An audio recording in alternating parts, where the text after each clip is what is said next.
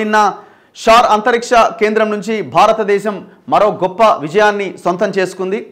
స్పేడెక్స్ అనే మిషన్లో ఈ పిఎస్ఎల్వి C60 ప్రయోగం ద్వారా 2 ఉపగ్రహాలని నిర్ణీత కక్షలో ప్రవేశపెట్టింది. కక్షలో కలుద్దాం రాకెట్ నుంచి విడిపోతున్న ఉపగ్రహం.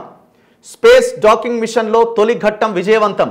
రోదసిలోకి స్పేడెక్స్ జంట ఉపగ్రహాలు సత్తా చాటిన ఇస్రో 15 నిమిషాల 13 సెకండ్లలోనే కక్షలోకి చేర్చిన పిఎస్ఎల్వి C60 జనవరి 7వ తేదీన అనుసంధానం.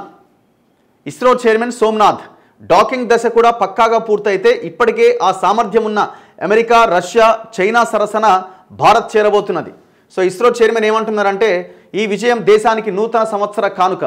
జంట ఉపగ్రహాలను కక్షలో ప్రవేశపెట్టడం ఈ మిషన్లో తొలి భాగం. డాకింగ్ ప్రక్రియకు మరో వారం పడుతుంది. జనవరి 7న జరిగే అవకాశం ఉన్నది. మన సొంత అంతరిక్ష కేంద్ర నిర్మాణంలో ఇదో మైలురాయి. అంటే 2 ఉపగ్రహాలని కక్షలోకి ప్రవేశపెట్టారు. ఆ 2 ఉపగ్రహాలు అనుసంధానమై పనిచేస్తాయి అన్నమాట. సో ప్రవేశపెట్టడం అయిపోయింది. ఆ 2 కలవడానికి అనుసంధానం కావడానికి ఇంకొక వారం రోజుల సమయం పడుతుందట. సో అప్పుడు మనం అది కూడా పూర్తయితే అమెరికా, రష్యా, చైనా సరసన భారత్ 4వ దేశంగా నిలబడుతుంది. అంతరిక్ష పరిశోధనల్లో ఇస్రో మరో సరికొత్త అధ్యాయాన్ని లిఖించింది. స్పేస్ డాకింగ్ ఎక్స్పెరిమెంట్ స్పేడెక్స్ పేరిట జంట ఉపగ్రహాలను భూకక్షలోకి ప్రవేశపెట్టి ఆపై వాటిని అనుసంధానం చేసే దిశగా చేపట్టిన ప్రయోగంలో తొలి ఘట్టాన్ని విజయవంతంగా పూర్తి చేసింది. ఈ మిషన్లో భాగంగా SDX-01 చేజర్, SDX-02 టార్గెట్ ఈ 2 ఉపగ్రహాలను నింగిలోకి తీసుకెళ్లిన ఇస్రో పిఎస్ఎల్వి C60 వాటిని 476 కిలోమీటర్ల దూరంలోని వృత్తాకార భూకక్షలో విజయవంతంగా విడిచిపెట్టింది. ప్రస్తుతం ఆ కక్షలో విడివిడిగా తిరుగుతున్న ఈ ఉపగ్రహాలను కొద్ది రోజుల తర్వాత ఓ సంక్లిష్ట విన్యాసంతో ఇస్రో శాస్త్రవేత్తలు అనుసంధానం చేస్తారు. దాన్నే డాకింగ్ అంటారట. ఇది కూడా విజయవంతమైతే ఇప్పటికే ఈ సామర్థ్యం కలిగిన అమెరికా, రష్యా, చైనా సరసన భారత్ సగర్వంగా నిలబడుతుంది. సో ఇది ఒక అద్భుతమైన విజయంగా మనం చెప్పొచ్చు. శాస్త్రవేత్తలకి మనం అభినందనలు కూడా తెలపాల్సిన అవసరం ఉన్నది. ఇంకా దీనికి సంబంధించిన దృశ్యాలు మనం చూడొచ్చు. నింగిలోకి ప్రవేశపెడుతున్నప్పటి దృశ్యం ఇది.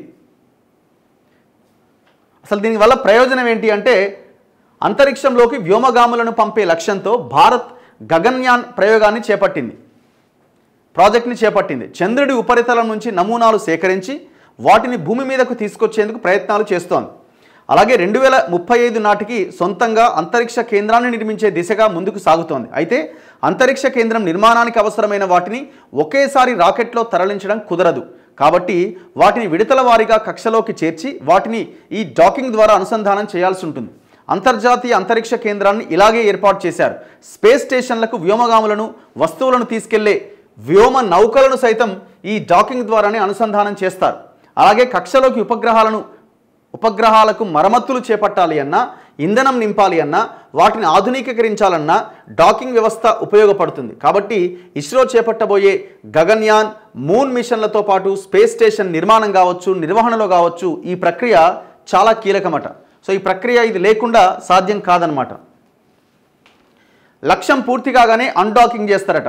డాకింగ్కు సంబంధించిన ప్రయోగాలు పూర్తి కాగానే ఈ 2 ఉపగ్రహాలు విడిపోతాయి. దీన్నే అన్డాకింగ్ అంటారు. విడిపోయిన తర్వాత అవి సాధారణ ఉపగ్రహాల మాదిరిగానే పరిశోధన సాగిస్తాయి.